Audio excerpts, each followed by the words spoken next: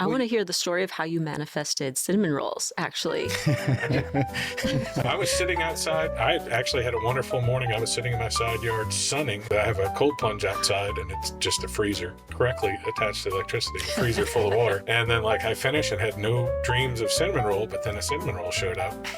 So I was pretty happy about that. Hey, everybody. Welcome to this week's episode of the Good for Business podcast. I have invited everyone I like. I love you too, kids and wife. Everyone that I'm attracted to in the personal growth space here at one time. So we have a panel on personal growth and the value of coaching. It's the first time we've had multiple people in here. I will let you introduce yourselves, and we'll start with Amy Bogue, who is, in fact, Josh's sister. Thanks, Colin. My name's Amy Bogue, and I run the Allegro Family Clinics and Family Pharmacies in town. Yaakov? Hi, everyone. I'm Yaakov Weinstein. I'm a life coach, firefighter, and EMT. And I'm based out of Starkville, Mississippi, and so glad I ended up here. Yeah. Annebelle? Hi, I'm Annebelle. I'm a leadership coach specialized in high performance. I'm also a mom of 5 and a pilot wife. And originally from Minnesota, but we got planted here in Mississippi. But we love it. Hooray. I'm Colin Krieger. I work here. So I wanted to get this podcast together because I've had such a great time. I've had 20 years of personal growth education, that sort of stuff, and I've been addicted to that. And first time I talked to each of y'all, I was like, nerding out. And the guys from the studio talked about that when Annebelle came. We had an extra 20 minutes, and we just fully just locked in and nerded out about stuff. And so I wanted to talk about that, and then also coaching from y'all's perspective, and then the value of coaching. And I'll let Amy kind of start on that. You get coached, but you also, it's an integral part of your team, over 100 people. Is that correct? Yes. Yeah. Okay. We have about 171 people. So our executive team gets coached, and it has transformed everything. It's nice having a third party opinion and someone to hold your team accountable. And it's been really good. And It's I've had a even coach more team. than training. It's coaching. Yes, absolutely. Professional coaching. Uh-huh. And Yaakov, why don't we talk about how long you've been in the coaching game? 2017. How'd you get in there? For me, I got into it just because I looked around at my own upbringing, the people I was constantly surrounded by, and I just did not want the life they had. And I just had a sense that there was a way to live a more enjoyable and a better life, and the ways they were telling me, or the life I was required to live, that's just not going to cut it. And that just led down, first just a lot of wrestling with life, really just trying to figure out how to have a better life, and then slowly being introduced to personal development against my will. And then very quickly seeing, how I had my head shoved up my butt, not realizing it. And that just catapulted my life. And I think what I learned is so many of us walk around thinking we know how to live just because we're not dead. But the human being is so complex, physically, spiritually, there's so much to us, and we're not really told how to operate our human skin bag. It's just hooray, I didn't die today. What a tremendous accomplishment. And then we look at people who are successful, and it's oh, they were handed on a silver spoon, or luck, or this, that, and the other thing, or God loves them more, or whatever the reasoning is. But I think a lot of it really or what I've learned is that it really comes down to learning who and what we are. And from that, literally anything you want is possible. You can't become a fire truck, but you can't become a fireman. And I'll ask you the same question, Annabelle, but I do want to break this in because I forgot to say it. We have 4 people in the room who are usually the person in charge of the room, running the room. So if y'all have questions for each other or points, just jump in or something. There's things. So how did you get into personal growth and or coaching? Man, I got into personal growth specifically probably about 8 years ago. I was just kind of hit a new rock bottom in my health and fitness. So I started the coaching area in health and fitness, I loved it, got into personal development, and was just a whole new world was opened up. And I realized that I knew I needed to take ownership of some things in my life, but I wasn't sure how. And so getting into personal development and reading the books and everything, it sort of gave me an avenue to do that and a process for it. And so the past year, I switched over to high performance because it's more tangible, I feel like. And it's just been, yeah, like Amy said, it's transformed everything for me and my life. Any of y'all remember the first book and or tape other than Tony Robbins and late night TV? That depends on your age group. So I just turned 50 in my skin bag. But I remember Tony Robbins forever. And of course, that was probably one of the biggest breakthroughs for me was in 2013 or 14 was Tony Robbins and Brian Buffini. And a lot of old school guys went when the internet really got rolling. I'm aware it got rolling in the 90s, but when it really got rolling, when we were more than email for most people in 2012 and 13, Tony Robbins did an amazing move that changed the personal growth industry. He changed 90% of his content from being paid to free. So he went from 90% paid content, 10% free to the opposite. 90% of my stuff's free, and the 10% that cost money cost more, but it was out there for free. And then a whole bunch of sales trainers and personal growth followed suit over the next couple of years, and podcasts. That was the second wave of podcasts. I don't know if y'all remember that podcasts were pretty big when y'all were wee lads in 2005. But you had to listen to them on your desktop, so it wasn't quite as amazing. I think my first book was The 1 Minute Manager, and I started off on that and then had books on tape. And most of it then was sales training stuff for me. I was at Papa John's, doing corporate marketing type stuff. So it was a little easier than what do I need to do today? It's like, what can I get you to do today? And then, I was trying to think. Jesper Stubendorf, Stubby from the base, who's the what's the commander of the base? What's his official title? Deputy commander of the base. So he made a fatal mistake last night. We sat here and we talked in my backyard about stuff, and I told him we were having the podcast. He's been on it, blah, blah, blah, blah. And he goes, have you ever read The Tipping Point by Malcolm Gladwell? I'm like, you are in trouble. He's like, why? I'm like, we're going to go have lunch, and we're going to talk all day long. And now I'm listening to the Tipping Point audiobook, and I'm all excited. And I was like, that's all it takes, man, that's all it took from the three of y'all is to say one thing like that, and my ears perked up. We don't always have to go in a circle, but do you remember nobody on the podcast knows we're in a circle. We're in a circle. Yeah. Full disclosure. So Amy, you're on my left. Do you have any recollection of your first thing? Other than I would imagine a lot of your personal growth comes from your dad and your grandfather, right? Because right. Family run business until you tripled it and expanded it. So yes, still get to learn from them, thankfully. But I guess about 2019, I call it an email from God. I don't know how. I think I was looking for a planner, and somehow I found Michael Hyatt's planner. I don't know if you guys know him, but he's a leadership guy and written a ton of books. And I got an email that I really resonated with, and it talked about just how positive employees will radiate 25 feet in your business, but the negative ones radiate 50 feet. And I was having some issues with people, and I'm like, oh, let me see who this guy is. So then he's written a lot of books on just leadership and development. And that's how I got into this type of growth for me. And I actually did coaching for a while as well through him. He had a program. And that's where I met my coach taught me how to coach. And now she's been my coach for a couple of years. So it's been a really fun full circle moment. But yeah, I love Michael Hyatt. Coaches need coaches too, right? Yes. That's something that's Yaakov and I have worked through a lot of the stuff he's told me. I had a great meeting with a friend this morning who's going through some tough times. And he was like, well, I want to do this. And I'm like, connect with the emotion of what this feels like in the future. Like what feels like, if you do this, how do you feel?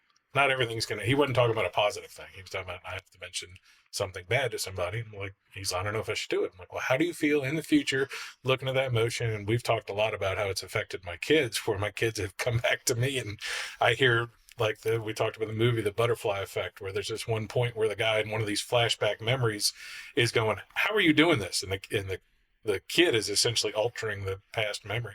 And I hear that from my kids because they see something in the back seat, like where my daughter, I fell down in a celebrity basketball game and we were leaving and she's like, Dad, I'm just glad you didn't let yourself get down. I'm so proud of you for working through that situation. And you just shows you're going to get through anything. And I'm like, the heck was that? And then she's like, can we go get a Slurpee? Yeah. So any memories of your first personal growth stuff that stuck? So they all stuck, but I've had a very interesting life. So I think the way things have developed, like the first book that really opened up my mind to this is not just a fantasy, there is something more out there, was A Thinking Jewish Teenager's Guide to Life by Rabbi Akiva Tatz. I've missed it. I got to be honest. I haven't seen it. That there was this one example that he gave in there that was like talked about how um, inspiration is like lightning. You're in a pitch black, it's pouring rain, you have no clue how to go, and then there's a flash of lightning for a moment, and you can see clearly for miles where there's to go, what there is to do, and that's essentially what inspiration is. And just that example, like, really stuck with me. I mean, it didn't manifest into anything until much later when I went to another call of the chauffeur. That was the first personal development program I was involved in. But that's when things really started to manifest in my life. First, I used personal development as a way to be a royal jerk. You know, I'm self-entitled. I know who I am, and I matter, and I deserve, and this, that, and the other thing. But I think that helped me speed up a bottom of just pure unmanageability that just turned into something real. And then just, I would say I don't know the first, but the person who had the biggest impact on my life would be Peter Sage. Peter Sage has just completely opened up my mind. It allowed me to deal with a brother's suicide, just things that would have been completely like upending. Just like I was able to use them as a way to share and inspire others. How about yourself, Annabelle? Well, mine's a little bit funny, like when I think of it, because the first personal development book I remember reading was The Miracle Morning by Hal Elrod. And it's funny because with the community I grew up in, anything personal development, self-help, anything like that was like woo-woo. It's like, oh, there's something wrong with you. Why would you be? Why do you need that? There's something wrong with you. Or, what have you. So a friend of mine had given me this book because I had just started my virtual coaching, and I had a 4-month-old at home, and I had like all these other things I was trying to deal with. And so I was a little offended at first. I'm like, I don't need a miracle morning. But I started reading it and applying the steps. And what I found was that, wow, it's the simplest little habits and the simplest little mindset tweaks and thoughts that build that self-trust with yourself. And you start accomplishing things you thought were impossible. And it's like addictive. And so then from there, I moved on. The same friend referred me to Brendan Burchard, his podcast. And then I read his High Performance Habits. And those totally changed my entire perspective on my life. So those are my favorites. Brandon Burchard's the only one that got the head shake from everybody. So Yeah. we can go into there. Yeah, I mean, I call coaching the application of personal growth. So there's so many things where best thing Yaakov has taught me is like, would you tell that to somebody else? I remember talking to you about like negative self-talk in the middle of the night, and I said, I wouldn't randomly call Annabelle at 11 o'clock at night and call her a piece of shit for eating a brandy or a cinnamon roll. She brought me cinnamon rolls the other day, and which was very thoughtful. Thank you. But same thing. If I warmed one up last night at 11 o'clock and ate it with a glass of milk, I wouldn't be like immediately think, is anybody else doing this? I'm going to really dig into him and call him a horrible name, Yeah. So that's part of one of the big steps. What is the application of coaching in your business, like the physical part of it? Are you taking people apart, or is it intentional? Like every Tuesday you talk to someone for others, not for you others. or for others? Yeah, I meet with my coach twice a month, and then depends on which employee. They'll either meet twice a month or once a month and just have that coaching call. And then sometimes we put them in groups. Like sometimes there's problems that we all need to solve together. So 2 or 3 of us might gather with our coach who's gotten to hear perspective from everyone.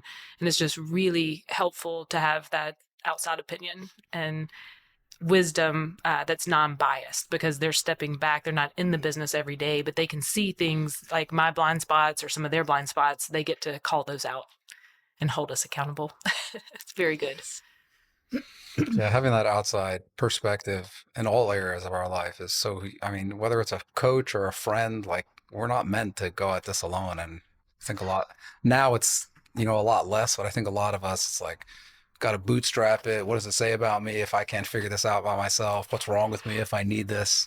Those are all lies. I'm going to share one story that we were just talking about. So Braden Sansing, who does all the video production here, is leaving. He's moving to California. He's like 22 years old. Of course, what an awesome time to just pack up and leave.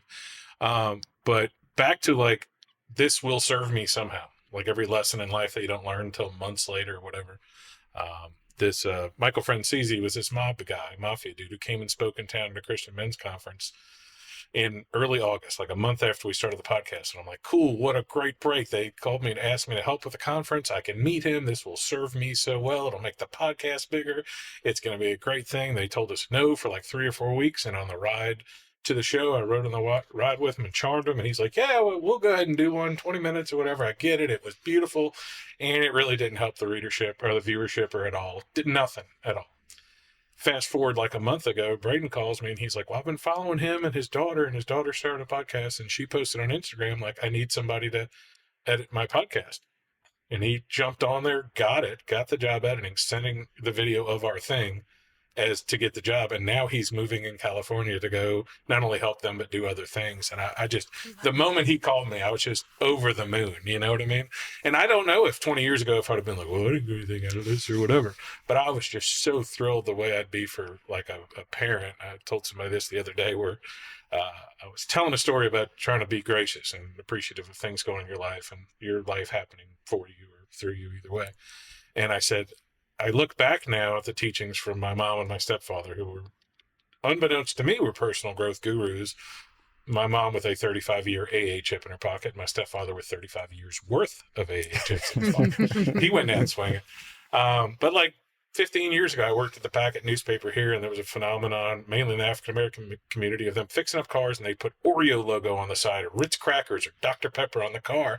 And like, some of these guys were gang affiliated or pretty tough guys, and the other ones were just car kids. And I remember like at 2 a.m, like seeing their cars at a gas station and just being like, yeah, that's so good. Their little car club, like sincerely, like the way a grandma would, like, good for them with their car club. And if I can get in that position of life where you think about that all the time of some good will come of this, I'm still super excited for Braden on that. But y'all have any examples of how to set yourself up for that? You know, not just in the long term, but like these are reinforcing my beliefs. Coach people. You mean set yourself up for gratitude and seeing hardships as actually a stepping stone rather than a stumbling block? Yeah. Ooh, that's a good one. If not, y'all can talk about through me, with me, for me, all that. You want to break that down for them? Well, I mean, even just getting to like what you were saying before, I think, you know, we had this experience in our work together. I think there's a lot of things that just show up in our lives, or at least they feel like the way we feel, the way we view the world. Like, yes, a lot of it is predisposition from the way we're raised by our parents and beliefs that get put on us before we can choose them for ourselves. But then little silly things like how much of our stress comes from just the fact that our sleep is an issue, or we're eating food that has our body mainly inflamed most of the time. So like, I think there's an element of taking a certain amount of responsibility of like, okay, like if I put water in my car, I know it's not going to run. So what's the equivalent of that for the human body? So there's a certain amount of that matters. And so when you just take responsibility for sleeping well, you know, the food that you're putting in your body, you know, nervous system regulation, how much of your stress like immediately just goes away. So now once I do that, now I have an ability to actually start, okay, what's the psychology aspect of it? How do my thoughts play a role in it? Like, where can I start getting in and doing something different? And then from there, it's so easy. Like, I think one of the things that really shifted things for me is they say it's Albert Einstein. I don't know who it actually was, but he says the most important question facing humanity is, do you live in a hostile universe? And I think that is a question we all answer every day, throughout the day, repeatedly, consciously or not. And so many things happen from there. And the truth is, if I live in a hostile universe, I can't be grateful. It's just not possible. I'm watching my back. I'm waiting for the shoe to drop. I'm waiting for the next horror show to present itself. But once I can start taking care of a lot of just like my baseline biology, I can start looking at the psychology, and I can start getting into, okay, so now what do I actually want to do? So once I recognize that, hey, good and bad in every moment always exists, which am I going to focus on? Does that even matter? Well, when I look back at my life, I see, well, I was constantly seeing how people are out to get me, and everything is going wrong. And there was just more of that. You know, the biggest time that I realized that was I was in New York. I was standing on a street corner, and I was so mad. I was just seething with anger. And I noticed it, and I just like, why? I just closed a really big deal. Like things were going my way. Why am I so mad? And I just happened to notice, like I just started getting more into this personal development stuff, and I noticed my body posture. It was my standard default standoffish, angry, miserable posture. My face was scowling. I was, closed off, everything. So I stopped. I was like, okay. And I just shook that out, took a step over, relaxed my face, and immediately everything changed. So I think those are very important steps that are absolutely necessary to take in order to be able to come from a place of gratitude, because otherwise you're fighting against yourself, and you're always going to lose when you do that. Yeah, and you can create your environment. I think Joe Dispenza says that, where it's like, every single person in the world knows you can be miserable and sit inside and make yourself sick, but they don't believe that you can make yourself well. Yeah. And that goes back to my favorite phrase, the reticular activator. For the people at home that don't know, that means if you're shopping for a Honda Accord, you will see Honda Accords everywhere. And sometimes I have to wake myself up in the morning and look at my cup that says "Make Positivity Louder" that I've thrown all over town, to remember that you've got to look for that thing and you have to actively do it. Yaakov and I have talked about meditating in the middle of the day, or taking a heart breath and doing something where there's a sequence of events, which I just lost a big deal, just had a toilet break at a rental, just had a higher than normal quote for countertops or whatever. You can just keep going, and everybody's been in that where this day's just unraveling and it's horrible or whatever. And it's kind of hard in that space to go. Everybody can speak to that, of stopping and taking yourself out of it when you've trained yourself to say this isn't the best day ever, and letting it fall. Because my old defaults used to be like, well, the financial pressure, I'm just going to define it. I'm going to look at how much money I need to get through this month, and otherwise I'm going to get crushed, other than, oh, everything's already worked out to this point. It's kind of crude to say everything's worked out to the point that you jump off the bridge. But, everything has worked out in my life to this point. I've survived. I've been there. Mm-hmm. Or comparing yourself to somebody else. It's a great quote on Instagram or whatever, where it's like, imagine you would have jumped up and down to be in the life you're in today. That's not necessarily the first step to working through that stress. So I was thinking one of your posturing comments made me think, just a tidbit for everybody. Bob Goff always says, if you need to make a point or argue, to have your hands palms up and put them on your knees. And it's really hard, like a lot of times, to your point of like clenching a fist if you're in an argument, or just that posture. But if you argue with your palms up, is so helpful. Or if you have to have a difficult conversation, just have your palms up. But I do think also people underestimate breath work. And like you were just describing, that awful day, just stopping and getting some deep breaths and oxygen to your body can really reset that whole attitude and everything. I was telling a friend, my friend Justin leads really beautiful breath work. And a couple of years ago, we lost a pillar in this community, Cherie Labat. And I found out on the airplane flying to our conference. And so I was pretty emotional there, but he led a breath work 7 a.m. on the mountains.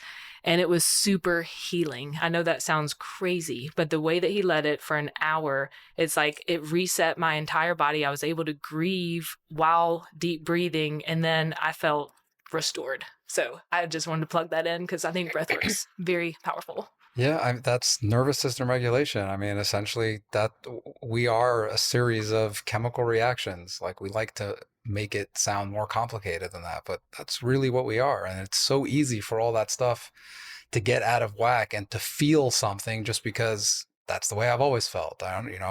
We're all about energy efficiency. So it's easy for my cells to keep things going the way they've always gone.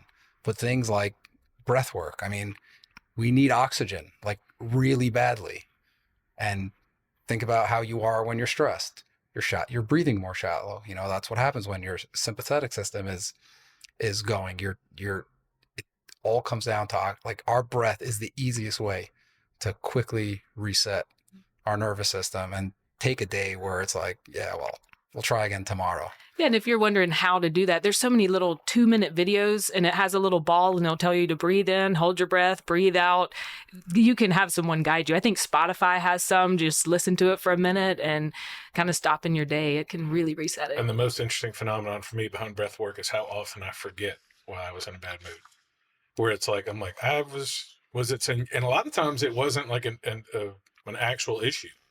A lot of times it was somebody phrased something the way your mom did when she was mad at you, or something happened similar to the time before. One of the biggest lessons I learned in real estate was, like, deals fall apart and things happen. And Meg, who's our friend, Mel Robbins at 325-4321. I don't have time for 54321. 321, make the call. So often I get calls from another agent or whatever, like, deals apart, and I make the call real quick. And when I say nearly every single time that I've waited 5 minutes, and most people would wait hours, and I've waited days to give bad news, but I'm back in the past, but now I do it so quickly, 100% of the time in my mind, the client responded like, okay, well, you took off, people have told me that, peel off a Band-Aid. In reality, their answer was probably the same as my day wait, but I framed it as in, oh, I'm a professional, I'm doing this better, as opposed to I just lost $10,000. And that's what that we had a deal this morning where another client of ours bought a property. Clearly, we told him over and over again, like, use us. He could have used us. It wouldn't cost me anything. He didn't. And me and another agent lost out on thousands of dollars. And she was very upset. And she's like, you should text him or call him. I'm like, I'm going to meet him and go tell him, like, hey, we've done a lot of business together. This hurts us. Can you please use this an opportunity in the future for us to do it? And I'll do the same and just be done with it. But I'm not going to do that on a text. Because again, now I'm thinking about it. Your hand is clenched when you're looking for text, and you're beat up like this. And that's probably why everybody putting mean comments on is probably on a flip phone. Two gripped hands to be angry at the phone. So. Yeah. I'd like to add a note, like what each of you have been sharing about is what I'm seeing the pattern, just kind of circling back to your question, like how do you live out gratitude in your life? And each one of you have kind of given an example of essentially taking radical responsibility for yourself in whatever situation or circumstance you're in. And I think that's huge especially for the listeners who feel like they're in the middle of something huge right now that feels impossible. Just to kind of paint a picture for you, I had escaped domestic abuse when I was in my 20s and I had my 2 little toddlers with me. And one of the hardest, most humbling lessons I had to learn was to take radical responsibility for what I had been through and for how I was treated. Not taking the blame for it, like I didn't deserve that, but taking responsibility as in my ability to respond to the situation, choose how I want to feel about it and how it's actually going to build me, the resilience, the patience I want to move forward. So for you listeners out there, whatever you're in right now, whether it's hard or you feel like it's impossible, look at the challenge you're in right now and think of, okay, whatever this has brought me, what resilience has it given me? What muscle is it building in me? And how am I going to take this and make this test part of my testimony? Mm-hmm. And to your point, and you're bringing up a thought too, another thing that Michael Hyatt taught me that has served me well is assume positive intent. And so when you can do that, even in your situation, it's like, if you can go in with the posture, you're going to assume positive intent that client didn't mean to do that to hurt you, then it changes the whole way you approach the conversation. And it's helped us work through whether that's business or personal. And you have to remember, like, I mean, I'm meeting all you guys as adults. So I'm meeting you either about the middle of your book or towards the end of your book, maybe. And so I didn't know you'd gone through that abuse. And so sometimes when people react or do things, it could be from something in the past. And I think we often forget that too. So if I can come in with that posture, like, let me assume positive intent. I didn't know that past trauma. That may be why you did this or acting this way. It really reframes and helps with that mindset of gratitude, I guess. Yeah. Going back to that. I think so many of us were raised by parents who were just trying to survive. Like, yeah, some may be doing better than others, but I think the strongest instinct we all have is to survive. And because of that, like that is the human biology. It's all about not dying. And when that's the baseline of your physiology, your worldview is going to be a very certain way. And it's not easy to get out of it. You have I heard someone say once, he said, we have trillions of cells in our body, and it's more energy efficient for our body to change our mind than our mind to change our body. So there's going to be a tremendous amount of resistance. And it's that for me, that's how grew up in an abusive home, experienced a lot of homelessness, just stuff that we're not meant to really experience. But from the way that I was viewing the world, it was I had so much proof this is a shitty place. God is an asshole. I had proof, found just mountains of proof. And to get to a point of being able to interrupt that, it feels very unnatural, and it takes sometimes something bad happening to really force us out of the way we've always been going. But what I try to do now, what I do with my clients, and really what I just try to share with people as much as I can, is that if we can work on shifting that view and getting to a place of, everything is happening for me, and I can, look at my kids and interact with my kids as a place of this place there's an opportunity here. What is it? I don't know how it's going to play out. I don't know when I'll get to see the fruits of it. But essentially, that's me putting in them to make it that much easier, so they have that much less to fight against, to see that and prove that for themselves. Because essentially, I don't think people wake up in the morning and say, how can I make your day absolutely impossible? We're all just trying to have the best experience possible. But so many of us feel like we have so little resources that we just don't know how to do that. And it ends up being stepping on and running over a lot of people. Well, that's where that 8 to 10% of the population, that's, the Eeyores or whatever, that are, no matter what you post online, they're going to say something about it. Even those people really aren't miserable all day long. In fact, they're probably getting some adrenaline from posting those comments and thinking they're cool. And you got a very, very small percent of the population who are maybe either mental problems, narcissism, or really do have it out for people. But I've told my kids, I'm even the guy that's got a voodoo doll of me who's stabbing it, he's got a nap sometimes, and he's having good dreams, or he's eating some food that he likes. It's not all day, and people are not thinking about you all day. I've said that phrase a lot, where the casserole stop coming. You have cancer, or Keaton Blocker, my friend who's dying, eventually people are out of energy. And they're not trying to be mean. They just can't, we all have people we see who do throw themselves their own GoFundMes over and over again. And you're just and they just don't, because you've got to move on, and everybody's got parents who are sick and all this other stuff. And it's overwhelming, but it's also bad for you to think that they're sitting there thinking about you, because they're not. And even in a positive way, we can't all sit here and meditate and say how attractive we are. And I mean that in a good, an energy way, although your haircut. Yeah.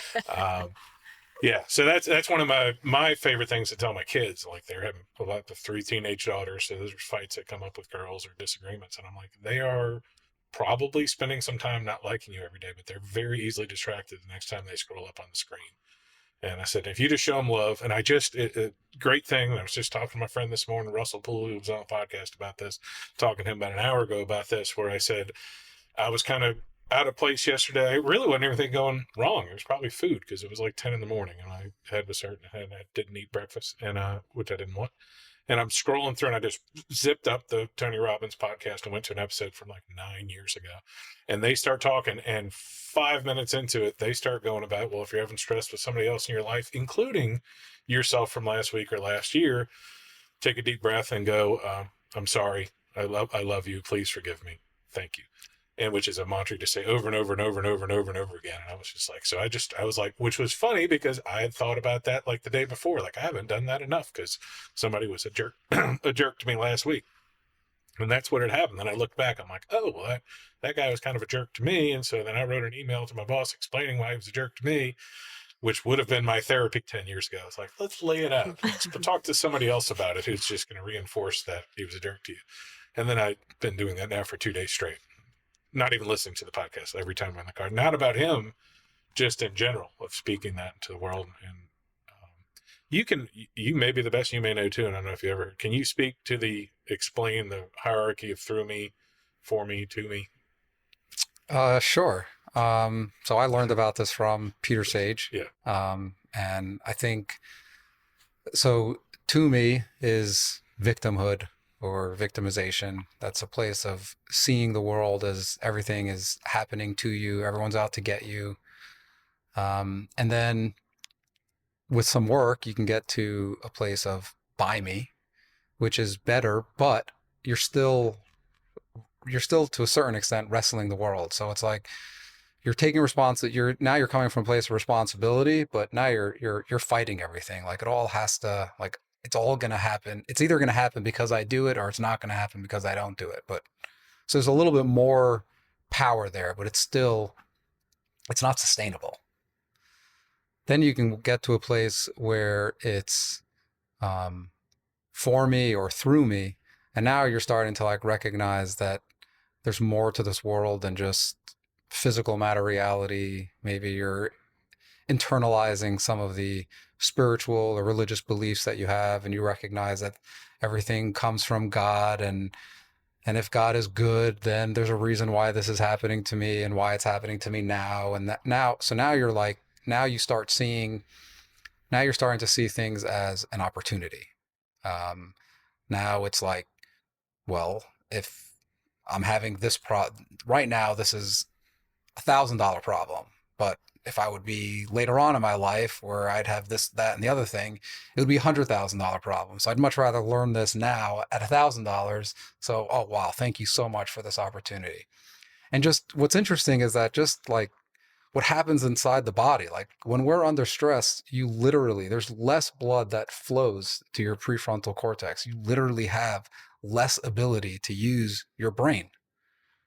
So if not being able to come from a place of for me or through me, you're literally at a disadvantage. You're literally operating with your hands tied behind your back. Your brain is working, I think it's 20% less, maybe even 40% less. There's an actual number of how much less blood is flowing to your brain. That's too many tigers, which they talk about with every single stress we have on level is some sort of animal trying to kill us in a cave. Mm-hmm. And we don't know how to differentiate it. It was a big breakthrough for my oldest daughter to go like, I'm like, you understand, like your brain worrying about this test is the exact same brain function that shuts you down when the tiger was coming to kill your ancestors. Not that far away from a monkey looking dude like me, ancestor wise. Could you kind of repeat what we talked about at the end of our last podcast where you were, and I talked to you once more on the phone about looking for things that reinforce those the gratitude stuff, like where I'm saying, oh, this happened just now and it happened. Look, that's proof that this happened to me in a good way earlier. Yeah. You were talking about the future proofing. Yes. In a way. Yeah. So on the last podcast we did, I was talking about, here, I'll just give the example of one of my clients. She was working at building her, like scaling her income in her business using social media as her main marketing platform. And one of the things that she noticed was she kept focusing on how many followers she would lose each reel. I didn't give this example last podcast, but here's an example. She kept focusing on the followers that she kept losing each reel that she shared. And her messaging was shifting a little bit and getting more pointed to who she's speaking to.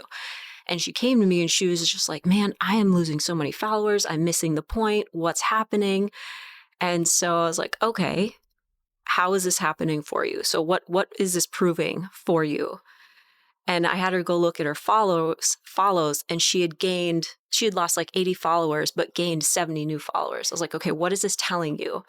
She's like, oh, well, it could mean that I just suck at what I'm doing. Or it could mean that you're speaking to the people that you want to work with and you need to bring in. And even though she had lost 80 followers that week, she ended up making 4 extra sales. And I was like, okay, so what proof do you have here that what you're doing is actually working for you? She's like, well, I got more followers and more sales. Okay. And so throughout the week, I was like, okay, your main goal is income. She's like, yes. I was like, what proof do you have this week that money is flowing to you? Like, what do you need to believe? She's like, money comes easily, flows easily to me. It's like, okay, what proof do you have? She's like, well, my friend owed me $5 and she just gave me my $5 back. I was like, there you go, write it down. It's like, did you find any coins in the dryer? It might have been your husband's. You might have already had it. However, did you find any coins in the dryer or a penny on the floor at the supermarket? She's like, actually, yeah. It's like, write it down. That's proof that that money is flowing to you. It may not be the avenue you were expecting, but it's still working for you. And in that 30 days, she had, like, we had mapped it out. She did this practice for 30 days and she had more than doubled her success rate and her income. And her stress level was so far down. She felt so much better just by implementing this future-proofing practice.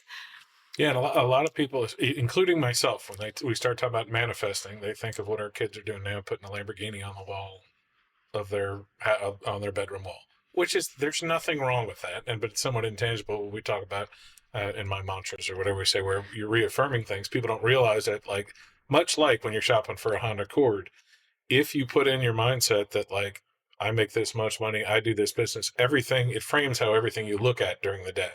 Like, this is a tremendous opportunity, or I lost my donut pharmacist, or whatever. There's a donut store that has a pharmacist here in town, and they got a new pharmacist, but it's not the same, and whatever. But, like, you lose employees or something, it's so hard in the moment to realize that. But if you're looking at it from a positive standpoint, you've already put this in your mind. I make this much money, I spend time with my kids, and you can reaffirm it. Those things, I'm not saying they magically show up, but you magically recognize them. So for the people who are afraid of manifesting, it's not real, you're looking for these opportunities so much more often. I can't tell you when I'm really in the zone and doing it right, how I tend to hear the person in the restaurant talking about their uncle's house or a fundraiser need or something like that, where I tend to, instead of just going, not even hearing it, literally not hearing it, or just putting my name tag on before I go into Kroger or Sunflower, your locally owned and operated grocery store, and putting it in there. And then, like, I wore my shirt today and somebody at the gas station's like, Remax, isn't that real estate? And they just started on a thing. I'm like, of course I picked this shirt today. Of course I did, I want to hear the story of how you manifested cinnamon rolls, actually. I don't know. I was sitting outside. She brought cinnamon rolls Sunday morning. It was kind of late, like 10:30 or so. And I actually had a wonderful morning. I was sitting in my side yard sunning, listening to, I have a cold plunge outside, and it's just a freezer correctly attached to electricity, a freezer full of water, and it's got a little filter on there in the water. I can turn it up so the water blows, and I'm like, I'm sitting here reading my book and listening to my Peter Sage 30-minute DCA meditation. And then, like, I finished and had no dreams of cinnamon roll, but then a cinnamon roll showed up. So I was pretty happy about that. I want to talk on the nature of human beings after that. So your husband, Nathan Davies, came over delivering my cinnamon rolls, and we spent about 5 minutes once the cinnamon rolls talking, and he mentioned you had a new Hobart blender. Yes. And I didn't go yippee or look for, I told him, I was like, I used to work in the restaurant business and I had one. We had a 64 cord. Be careful around those things. He's like, oh, I know to be careful. And then, of course, just like men, all we talked about was people getting their arms cracked open, mangled in the thing. And I'm like, I haven't thought about that in like 20 years, about how this 18-year-old kid reached in and arm cracked in half. And then I'm like, we're taking him to the hospital. I'm like, do we open back up or what do we do? Anyway, that was a little aside, but it's all how you look at it. I don't know how his arm's doing now. I should look him up. I was going to say too, you have a choice on what you put in your mind as well. And so the negativity, like I like, again, what Bob Goff says, he's like, turn down the microphone. So to your point of the comments on social media, like if something's going bad, I had a really bad one yesterday and everybody's screenshot and sending over. Guess what? I didn't even click on it and read it. Because I have a choice, there was some comments that we had to handle, but it's my choice to not. I had to make a very unpopular decision earlier this year. I got the nastiest emails and phone calls, but when the phone calls would come through and I knew they were going to complain, I deleted it. When certain people were texting some ugly things, I blocked their number. Like, I don't have to put that negativity in my mind. I know the post you're talking about because I stopped. I screenshot it and I didn't send it to you because I didn't think it. Not that I thought you knew. That I already got it. I wasn't times. sending to get you riled up. I'm like, well, I know you care about customer service and you don't want to hear this sort of stuff. And I just sent it. I'm like, it's bad news. It'll find her. Yeah. Which is easy to do now. Like my wife watches the news, and every time I stop in there, and then she immediately watches Law and Order SUV and or SVU, whatever it is. But she cannot understand that, like, I go in there and make fun of it, but I'm like, this is not good for your brain to see, like, people getting assaulted and killed every day. Well, that goes back to the reticular activation system you were talking about. It's like there's a part in our brain that literally decides, well, this is important, I need to pay attention to that. This is not important, you don't need to take that. I mean, just think about how much information your eyes take in. Like, you're not processing all of it. So if you think for a minute, like, hey, why am I choosing to focus on this and not that? Well, what does our brain or what does our self see as identity? Like, why can I hear my name across a crowded room in middle of conversation with someone, all of a sudden I hear my name? Because my name's important to me. So it's writing down those things, telling my brain, this is what's important. I'm going to provide the data that you need to focus on so that you can notice when it shows up, eliminating the negativity. It's like, yeah, because this stuff doesn't matter to me. And this is like important things that if only we recognize that this isn't woo woo, this is our brain. This is how our brain operates. And we can use it in our favor because it's going to work anyways. And if I'm constantly watching, scary movies and thrillers and the news and all types of stuff, my brain thinks those are the things that are important, and it's going to show me more of that, which is fine if that's how you want your life to look. Yeah. To your point of writing down and gratitude, there's so many studies about just how gratitude is healthy. And so I have a prayer journal, and at the end of it, each month, the whole month, I record all of things that went well. And then at the end of the year, I type it all in a Google Doc, everything. And you forget. The mind is so forgetful unless you write it down. Like your example with your client is so important. So, yes. Very helpful. Yeah, that's a really powerful exercise. Gratitude in general, like prove it, because our brain, we forget, like you said, and like I was having a conversation with a client at the end of 25, beginning of 26, and he couldn't really remember all the amazing things that happened, but for me, I've most of it written down, so it's easy for me to recall it. And I just started mentioning this, and like immediately he started recalling, oh yeah, this happened and that happened, and it's all there. It's just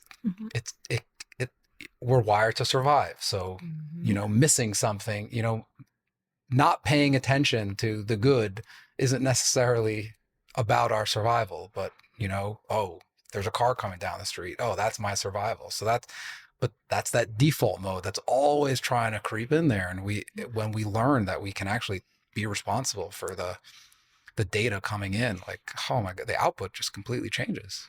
Yeah. On the magical tip too, where you have that feeling like you should say something to somebody, or you say somebody's name and they show up. Now I get hundreds of Facebook comments and messages a day, but I was talking to Josh Gillis, who runs the studio earlier, and I was talking about on Facebook. Her name is Meadow Range. She runs Jameson Pastures.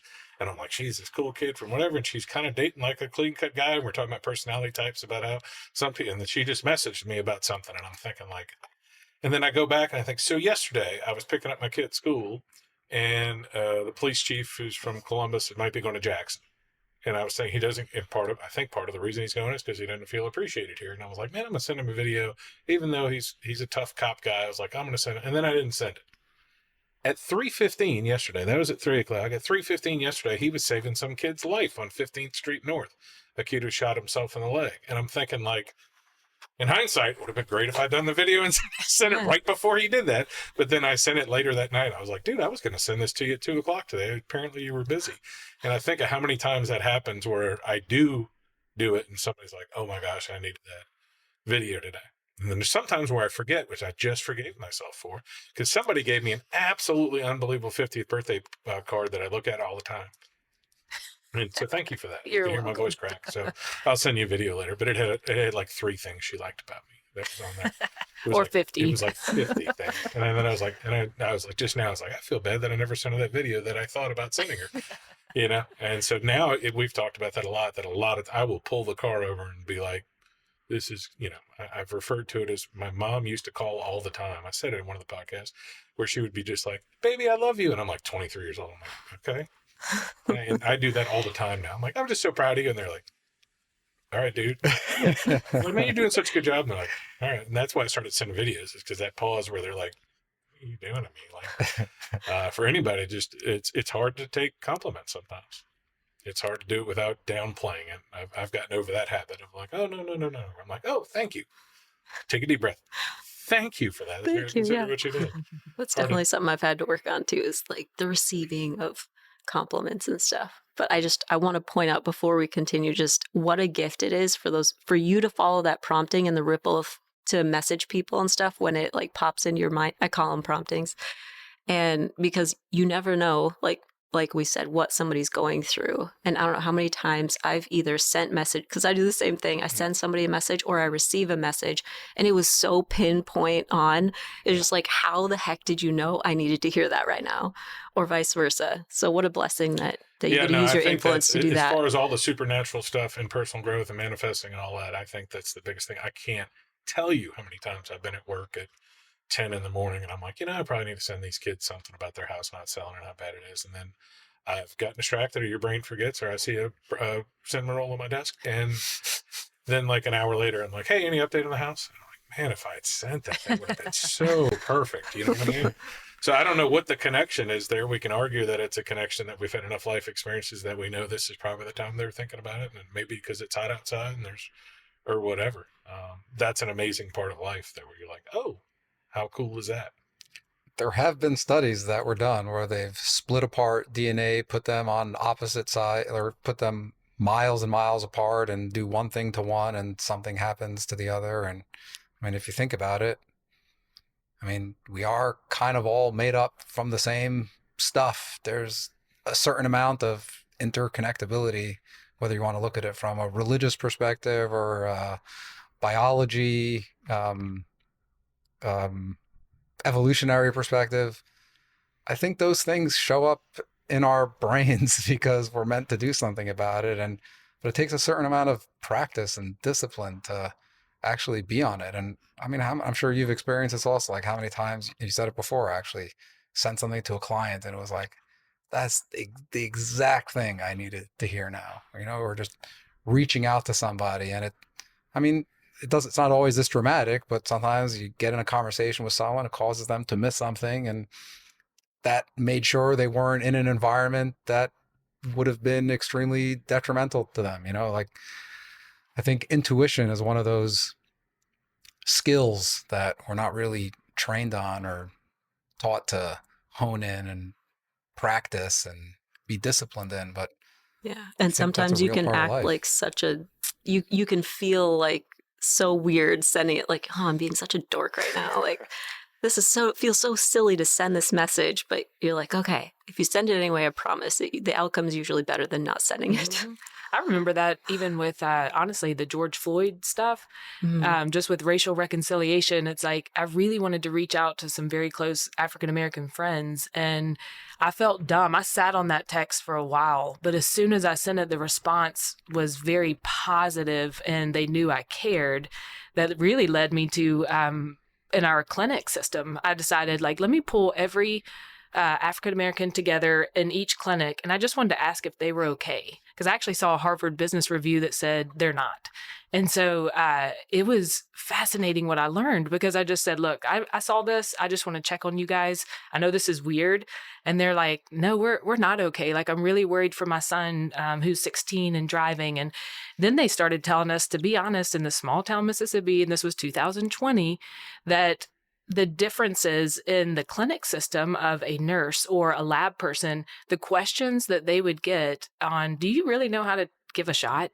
And they asked me, have you ever been asked that, Amy? I'm like, never, not once. And I'm a nurse by trade. So I learned a lot. Or at our receptionist, we'd have one Caucasian, one African-American, and how people wouldn't trust her to scan their ID, even though it's the same process as the person across the way.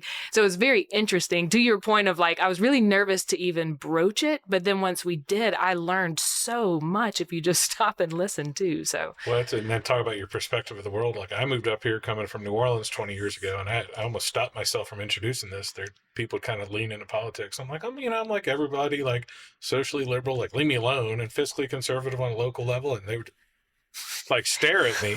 And then I've had situations here where my perspective of the world, I was stunned when the dude from Barstool Sports in Starkville, Mississippi was there. And by the way, he's the entire Jewish population of Starkville, Yaakov is. And they like threw coins at him and it was like screaming like old usury comments to him, like, oh, take your money, Jew. And I'm like, who is having problems with the Jews in Starkville? Because you were at the firehouse that day. Like, I mean, you weren't causing problems. I'm like, what are you mad at? I know we just had a synagogue burned down, but like I had some Jewish gentlemen come in who were coming to work at one of the factories. One of them was, and they asked me first question out of the door. They're like, do you happen to know anybody who does flight instruction? I'm like, you were in the right car, buddy. And they called Annebelle's husband, Nathan. And he's like, hey, you got to do this, this, this, and this. First you got to check with TSA. It sounds like you're coming from Israel.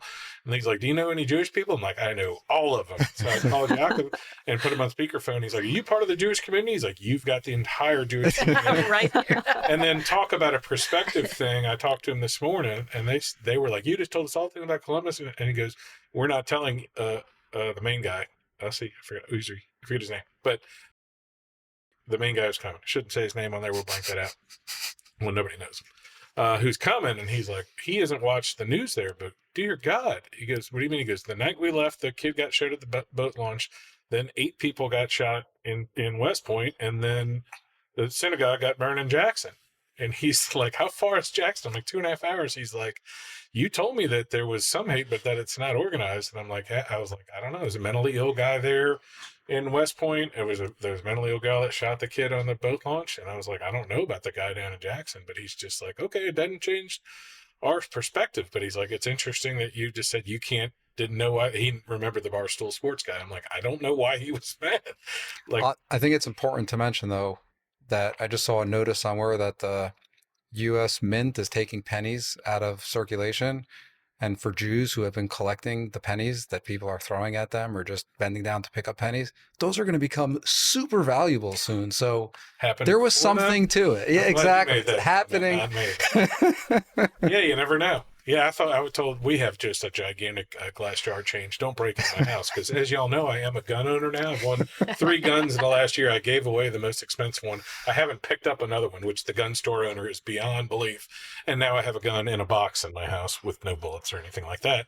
So to protect my giant glass jar, like a 36-inch glass jar change, and the kids were like, "How much do you think is in there?" I'm like, "It's probably $400 or $500, but it's gone down in value 10% as I've been collecting it." So I can't wait to bring that to Kroger and dump it into locally owned Bank of Vernon does take your change if you have a bank account. Hold the pennies though. Hold the pennies? Hold the Yeah. pennies. If you need protection for it, just put your weird squirrel next to it. It'll be fine. Well, I don't have a weird squirrel. I have Sorry, a the perfectly normal normal squirrel Yeah. that hangs out with me. I have a bobcat and I have a raccoon band.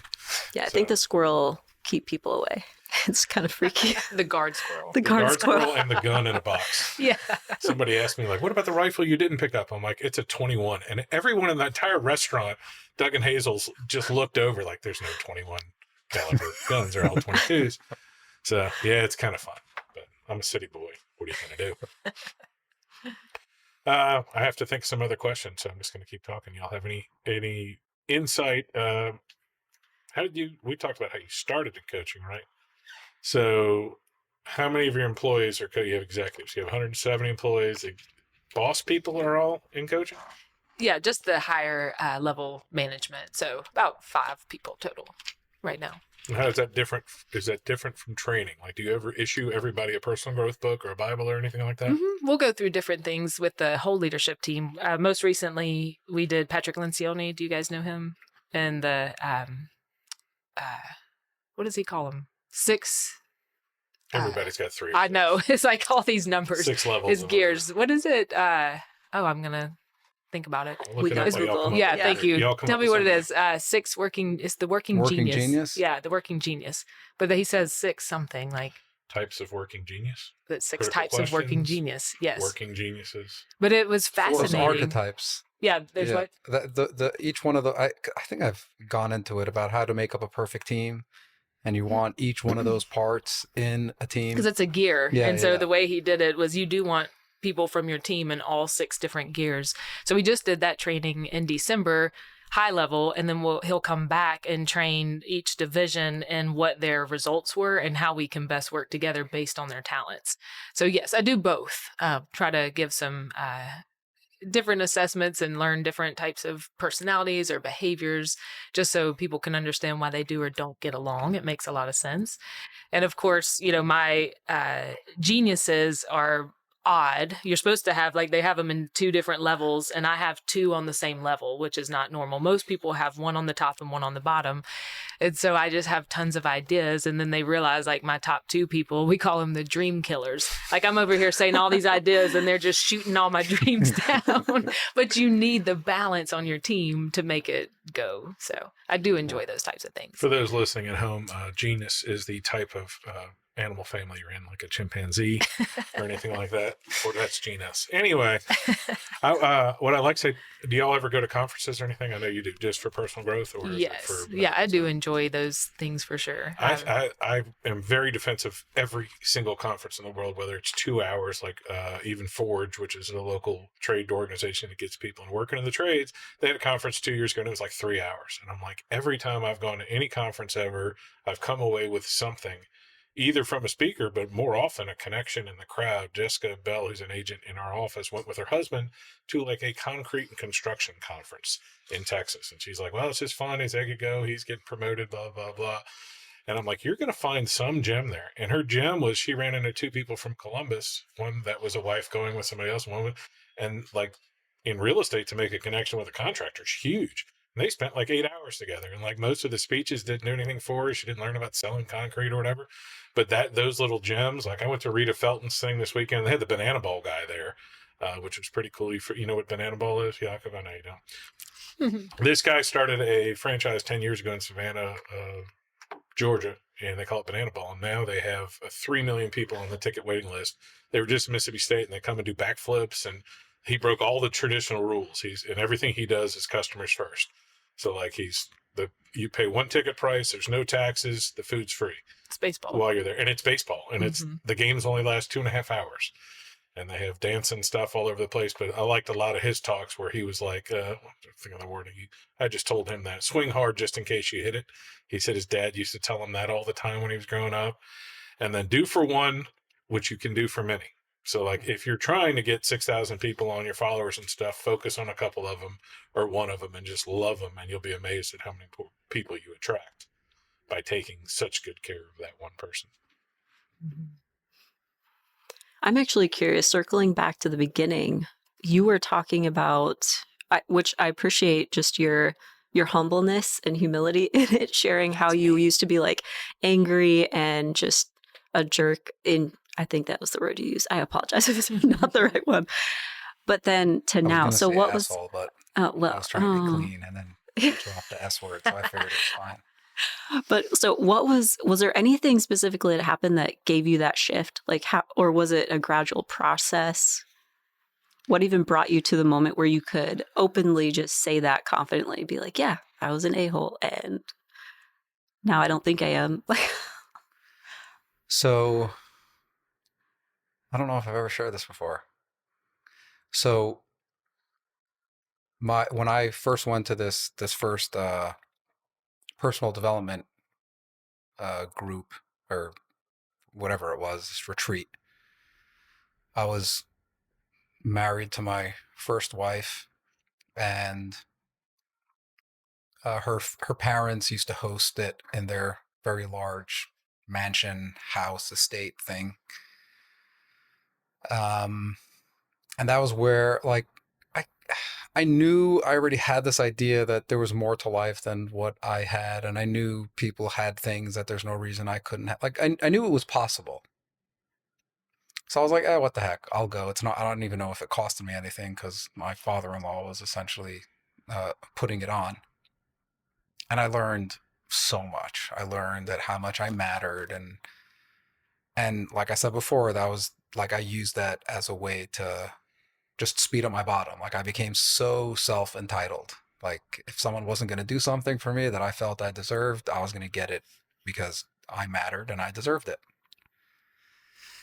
And that led me to, at some point, admitting myself into an inpatient rehab.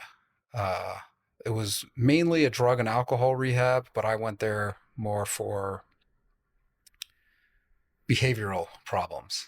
Keep in mind, I'm about 20-something years old. I'm married with 2 kids. But I'd gotten to the point where it was like I knew I mattered and I knew I was deserving. But I also knew that this woman I was married to is just a monster and I need to get rid of her. But my parents were the source of all of my problems. So the least I can do is get some help on some of the deep-seated issues I knew I had so that I can possibly, do it from a clear-headed space, not from a place of anger. So maybe that'll spare my kids some trauma. Mm-hmm.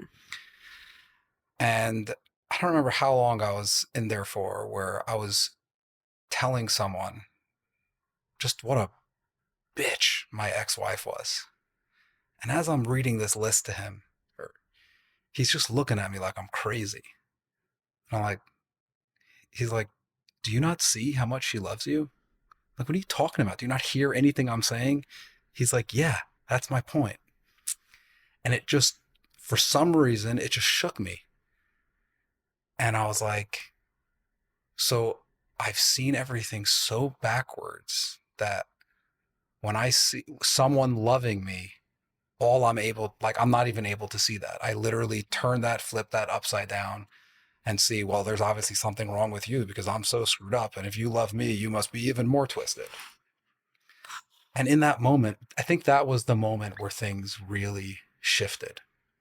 And it was in that moment where it was like, holy cow, if this is who I've been and how I've lived, then I'm going to do everything in my power to, if she wants to reconcile, to figure this out. And we ended up getting divorced a bunch of years later, but that was when it was in that moment that everything shifted.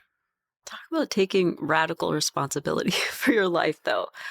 And what a gift that person was willing to say what could come across as harsh to anybody else, be like, yo, you're being dumb. Look how much she loves you. But that was such a kindness.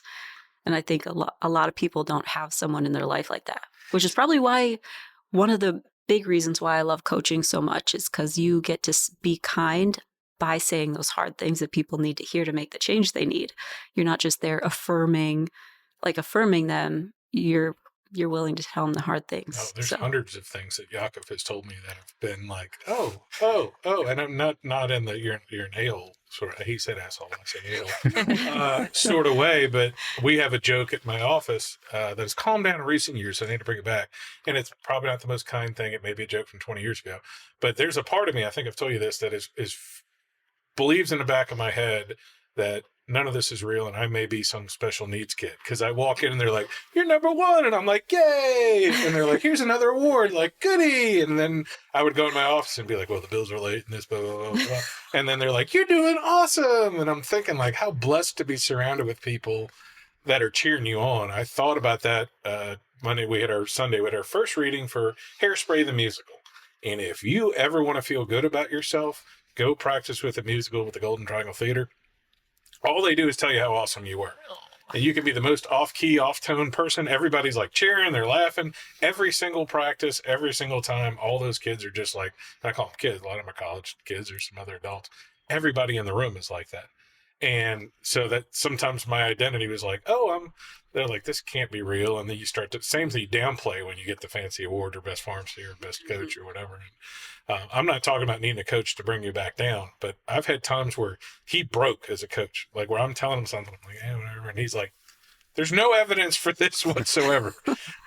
Or we've had things. And then I had one time where I told him, I'm like, oh yeah, I got a podcast. Like we had talked before, like, I should do a podcast. I should get out more often, blah, blah, blah. And he's like, and it happened. I'm like, oh yeah, that's right. Or the thing we talked about with Braden working with the mafia guy. He's like, of course that happened. I'm like, yes, of course. That was how obvious that this should have happened with all the kismet and karma in the world, that things should happen for you. So y'all got to say something. There was I know something. You just said the most emotionally vulnerable thing and talked for 10 minutes, and I'm like, it's on you to say something. No, there was something you said before that made me think of something, but it fell out of my brain. So there you go. The only thing I remember is back. inpatient therapy. You said inpatient therapy, and I thought that's a great word for it. Coaching is inpatient therapy. Fix me right away. I need it. I don't have time for this. Well, I do appreciate you being vulnerable. I love Ann Voskamp's quote that shame dies when the truth is told in safe spaces. And to the mental health point, we just opened up our brand new mental health center. And to the manifesting point, I'm telling our staff, because I'm claiming it, like, we will be the best group therapy center in the Golden Triangle, because I'm trying to create that safe space for everyone to come.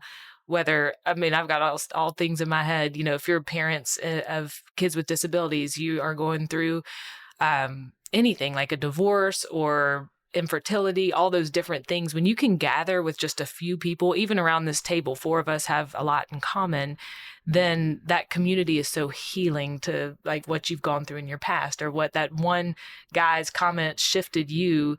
You've got to, not got to, but I highly encourage you to get in that community and then find that safe space to become vulnerable. And then you can begin healing in that way. So. Yeah. You know, there is something they say in personal development a lot, you know, you're the average of the 5 people you spend the most time with. And that is so true. You like getting responsible for the people you spend the most time with, like, makes all the difference. And sometimes it can be hard or confusing because sometimes it's your spouse that's bringing you down. And I'm not saying to leave them, but if you can somehow offset that and make sure you're bringing people in your life that are more as who you want to be when you grow up type of thing, you'll be surprised at how things just fall into place. That was part of my path with real estate, not really personal growth, but I came out of the gate and was selling 30, 40, 50, 60 houses a year. And I'm like, I got to find somebody who's selling 100 that makes it tangible, you know? And I went to conferences and it would like sit there and then I'd be like, and he's like, and me and my team, and I'd fold my book and walk out. Cause I was like, I don't need 10 people. I was one guy doing it. And I finally met the one guy, and we weren't perfect personality matches or whatever, but I talked to him for a while and he was really doing it by himself, and he did it. And then I did it once and I do not ever want to do it again. But it was the same thing. It was like, oh, I can do this and do it. And I had to look for the right person to hang out with. And he was not the right person from a personal growth or holistic life standpoint or whatever, because he was the person I would have been 5 years before, which is I have to work 100 hours a week. My favorite conversation I've ever had about work-life balance was with Ryan Munson about 10 years ago. Ryan owns the pizza place here, but he used to be a stockbroker. And people have different versions of both of us. Colin only does fun stuff. Colin only plays with his kids. Colin only works. And Ryan only goes to the desert and play, or he only makes pizza and works. And he never sees his kids. And neither one of them matters because they're not our work-life balance. So many people are just hooked on this thing of it's got to be that you have to go play with your kids. Like, my kids didn't eat breakfast with me for like 3 years, but I went to every single soccer practice in the afternoon and had time and was present with them. And people, that's part of coaching, is working through the people have these ideas in their head, especially if they have a grown-up job. Like, I don't have a grown-up job. You sort of do now. You kind of, but not a 9 to 5 where somebody else is over you in charge. I haven't had one in 27 years or something. So it's tough when you have that to go, okay, I have to work this time and this time. Those are the people a lot who are like work-life balance because they think that their job has something to do with that, you know, whereas like you're making the sacrifices to pick the times to be with your kids. You don't have to tell anybody that. And sometimes the lesson is that you have to work, and then daddy's got to work sometimes. It looks different for everybody. Yeah. Yeah. But there was a time period for definitely 15 years where everybody thought like it's part of the generation now where the kids like, hey, you know, I don't want to demean them or whatever, but they're like, well, I need to have my time on this. And I've told my kids, I'm like, y'all should be absolute monsters. But if you want to do what Braden's doing and move to California, like, move to California. Like, never a better time to go than when you're 23 years old or 19 or whatever. So. And can we talk about coaching as actual coaches or teachers too? Because I think, you know, it's not like you have to just be a life coach, or there's lots of certifications in there, but just the power of coaching in general. Anybody can coach anyone else, you know, and whether that is your kids or other kids, just the power of, to me, coaches and teachers. And I had done this, spoken to a whole room full of professors actually, and I had them close their eyes and I'm like, raise your hand if a coach or a teacher said something to you that changed your life. And everyone raised their hand, because you can think about just those moments. It was a teacher for me. And I've also had great coaches along the way, but I just wanted to give them a little shout out, because a lot of times these parent volunteers who do the YMCA coaching or Pee Wee football or different things don't get accolades, but they're giving up of their time. And you never know how you can change a little kid's life just by encouraging them. I wish all adults could be in the spirit of change your life course or your thing the way kids can. Because, like, I'm right now trying to micromanage a little my daughter, Katie, who's an MSMS, and, like, the Vanderbilt person comes to school and recruits her, and she's like, I want to live in Vanderbilt. I'm like, just be careful. Why? She's like, well, I want to leave the state because I went to this hard school. I'm like, that's a valid thing to do, but you need to go to the school and look at it. Like, I'll spend every penny I can so you can visit this so that you know, because there's kids at the school there that go just because the commercial was cool. Or one person, my daughter who's at Ole Miss, who's having the time of her life and getting a great education, interned for Lindsay Clemens, attorney at law. And Lindsay Clemens is a rebel. And 2 weeks later, she's like, I'm going to be a rebel. And I think of how many times in my life, for everybody, that happens in both directions. We're like, you're working in this environment. You're like, what an incredible opportunity. And my biggest challenge growing up was limiting beliefs. I thought I had to do it all the time. Like, I had to work. I worked 40 hours a week throughout high school, over hundreds of hours, work. That's the way to get success. And then, even looking back at the lessons, I'm like, it didn't really, it worked for life lessons, but it didn't really work out, And I'm like, oh, okay, now not just systems or being smarter, but like, this doesn't equal that. But you can convince your kids of that quite easily. Like, especially the younger they are, that like, if they put their head down and work, you're going to win everything. And then, as we were talking before, like, sometimes things magically work out. It's been the most productive thing you've taught me is to write those down. Things that have magically worked out. Most of my stress, actually, since he's kind of got me over the edge, has been for my kids or for my family. Hasn't really been, oh, this deal's not going to work out. It's been, oh, is my kid going to get into this specific college, And I could blink my eyes 3 months later. They're in or they're not, but so far, everything's worked out. Always does. It always does. Always. It can't be any other way. No, that's one of the most valuable things I tell people all the time. Everything's worked out till today. You're doing all right, But I think everything you just talked about is like, you're creating that environment. And that's, I think, the difference for a lot of our own upbringings was, our parents were protecting us from the world. And while that's important and great and all, that comes with a cost. And that cost is that the world is dangerous. And if the world is dangerous, I'm going to interact with it a certain way. But if I'm teaching my kids that anything is possible and everything is happening for them, then they're going to be able to take those opportunities. And I think that's also why coaches and teachers tend to have such a big impact on us. And if only human beings can adopt this in general, it's like, if we can, all they're doing is seeing the best in us, looking at us as someone who's already capable of greatness, not this idea that you have to prove your worth. No, I already proved my worth. I beat out, what is it, like 400 million sperm cells to be here. I've won the race. You could have been a tree. I've won the race, and I think if we can actually view everyone that we interact with as like, you're here because you matter. Like, there's nothing in existence that's an accident or subpar. Like, everything has a very specific role that matters. Like, like bees think the point of bees is to make honey. For the bee, that's its perspective, but bees are responsible for a large part of our ecosystem because of all the pollination that they do, but bees may not be aware of it. That's simply how they go about making honey.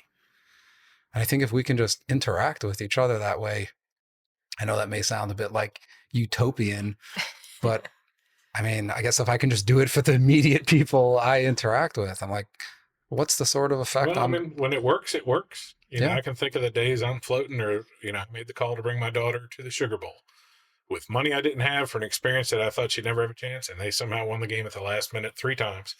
Because it kept happening over and over for some reason. But we were talking in the fourth quarter, like, she's like, what are you doing? She was like, close her eyes. I'm like, connect to the emotion of them winning, not them winning. And I was like, they are not us. I was like, these are college kids who don't know that they're not supposed to win that game. They had no idea. I'm going to wrangle it back into the practical part of coaching. So I heard Tony Robbins a couple weeks ago on a YouTube thing talk about how he has 4 or 5 coaches for himself. And Tony Robbins is one of the guys that really took it from Jim Rome into organized coaching. Some of it was financial for him, but part of it was, a lot of it seems to be helping people because now he's got too much money and he's putting out a lot of content for free. And he talked about how the biggest breakthrough for him, like 10, 11 years ago, he mentioned, so 2016, was that he was surrounding himself with friends and gurus and all this sort of stuff, but not everybody wants to tell Tony Robbins something. And that happens at a job like yours. Like somebody probably doesn't want to tell you that you misstepped or your boss or even going down there. And you'd be shocked when you ask them. Like you said about talking to African-American employees. Like, is anything wrong? And you're like, I'm doing a good job. I'm woke, this. And then they're like, well, actually, the world is hurting us. And that's what he said. He was just like, well, sometimes you go on and do that, do this. And he's like, me? And then he'd watch a video of it or something. He's like, thank God you told me. It wasn't even silly things on stage, but he's like, I had to overcome being a salesman-y guy 40 years ago to being actual helping people because I don't need the money anymore. Sorry, I'm choking up talk. I love another quote too, and it's again from Michael Hyatt, but I put it in my calendar on the 20th of every month.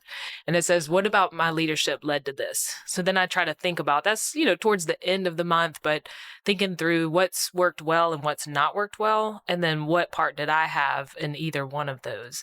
And then they have some great questions, which I'll have to send to you, but you want to ask your staff those questions and make them squirm a little bit, but we've built trust over the years that they know they can answer. So one of those, and I'll just sit them around probably once a year and look around and say, what am I doing that gets on your nerves?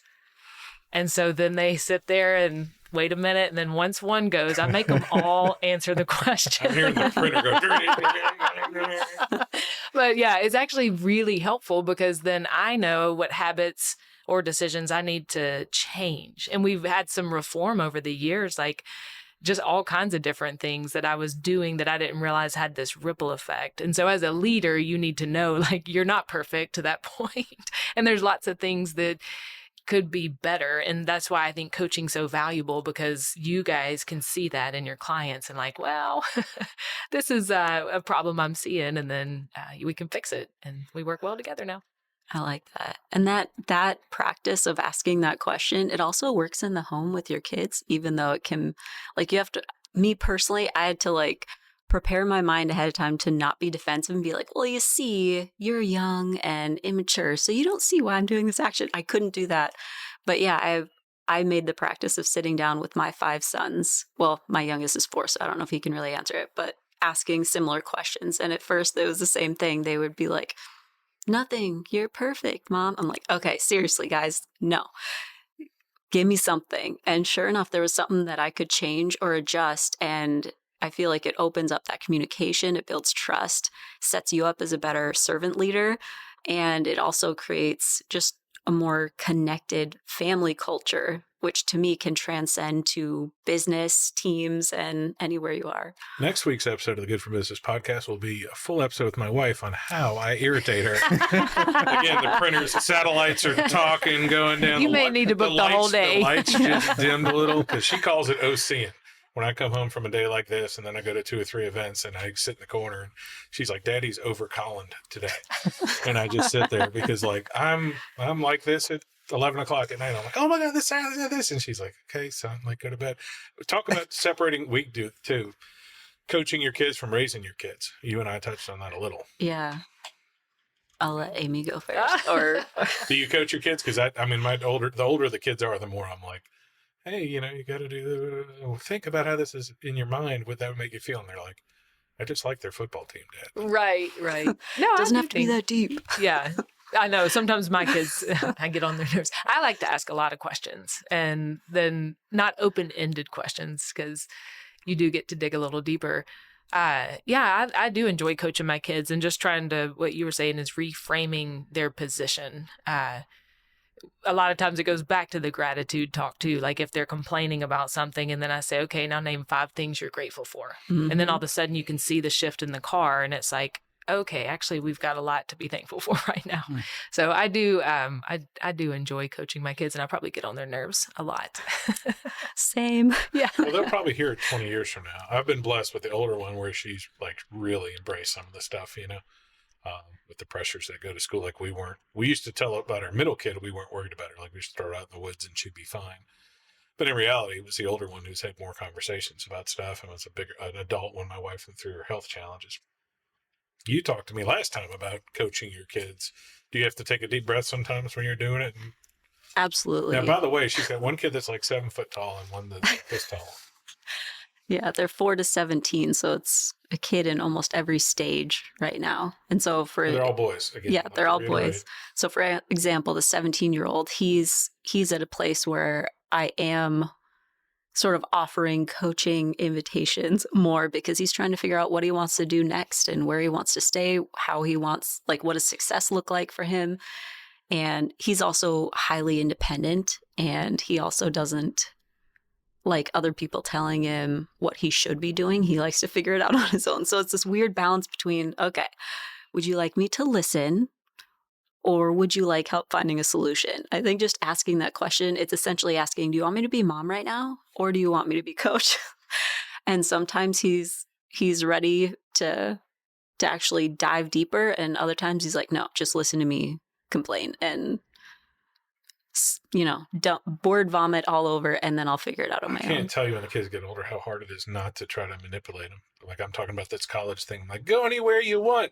Man, Old Miss is killing it today. Would you like to go up there and get some ice cream, you know, Yeah. in-state tuition ice cream? Yaakov, what about with your kiddo? No, Well, it's a so little young, yeah, little young. well, I do have two older kids with from my previous marriage, and I don't really get to be in their lives as much as I would like. But I try to ask that question to myself and to them, like, what do you need from me in that moment? That's because for me, coaching is almost a default mode. Like Yep. I like that. I want to share this gift of this view to everybody. And sometimes it's just like, dude, shut up. Like, I just need you to listen to me. But with my 4-year-old, and this I learned from my wife, where she'll just be like, she's very into like focusing like where he's at in his development and just recognizing that certain things they have nothing to do with anything, simply that his brain is developing this part and it's uncomfortable and it looks like this, that, and the other thing.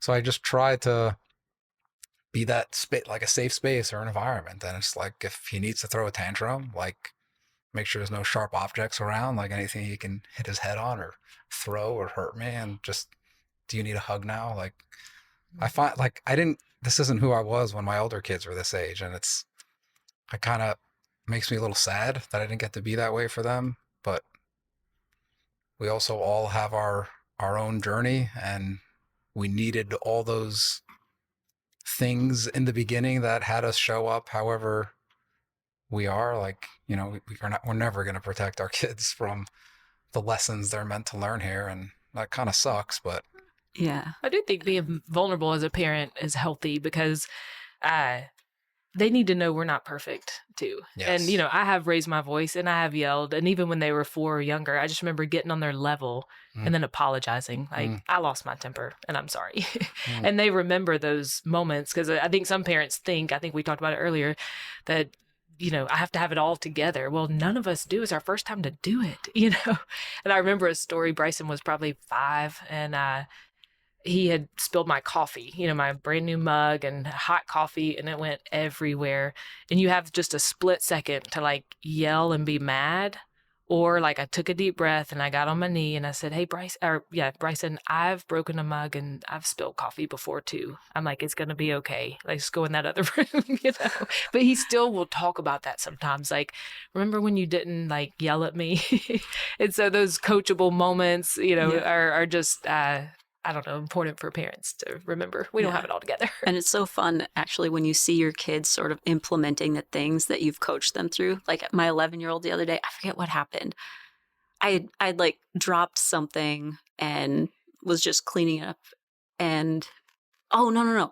One of the dishes I made, it didn't turn out the way I wanted it to. So it was okay, but it wasn't like super good. I'm like, I wish that was better. He's like, you know what? That's the good thing about failure, Mom, is you just learn. It just is a great way to learn and make it better next time. I was like, thanks. But it was so true. I was like, okay, you made me feel a little bit better. He's like, and plus we didn't have to give it to the chickens. We were able to eat it. You're right. You're You're training him well. We talked about it on my episode where I overheard my kids while I was teaching the middle kid, Katie, to drive. And I was in the other room, like came out of the shower, and they were all talking. They're like, and then he goes, hey, Katie, listen, when you cross the intersection, you roll the stop sign. You almost killed that guy. You almost killed. It's okay. It's okay. don't be mad. And then they just went on a whole tangent of like, yeah, I mean, you burn the sorority house down. Look, it's okay. A couple of people are dead. We'll pay the legal bill. I'm not mad. I'm like, that's pretty good. You know what I mean? It's not spilled milk, but they had exacerbated it into a bigger worldwide issue. Just kept going. And like, we invaded, they didn't say Venezuela, but we invaded the country. It was good. I'm not mad at you. Man. So I'm glad I've had that because my parents were just like normal. So like you said, you go through generations of parents. It's the older you go, the tougher it was, to think of what they were going through. And I like the quote, especially with multiple kids, that each of your kids was raised by different parents because of what you've learned and what you've been through and the lessons from the, now again, our third kid's a little wilder than the other two. How does the paradigm fit into 5 kids? Because you have the 3-kid paradigm is absolutely true. Everyone I know has 3 kids. The oldest kid's a princess. The youngest one's wild. Middle one's kind of quiet, I don't know. I feel like my middle one is probably the wildest one. And one of my youngest, whose name is Wild, he's like the calmest, chillest one. So it's a little backwards. But yeah, my oldest definitely like noticed as I learned how to parent better over the years, he would notice how I parented the younger ones versus him. And he's like, you didn't do that to me. And it's like, you were the guinea pig. Okay. And so we can laugh about it now. But yeah, it's as you grow and your kids grow, it's just like Amy said, it's every day is a totally new day. You're parenting totally new kids with every stage, with every growth spurt, you become a new person. And yeah, feel like you're figuring out as you go. And it just, you got to cling to that. I forget who the quote was by, maybe, but it was essentially forgive yourself for the version of you who didn't know any better. It's like, I have to do that every day. Got weeks of that. Yeah. Right.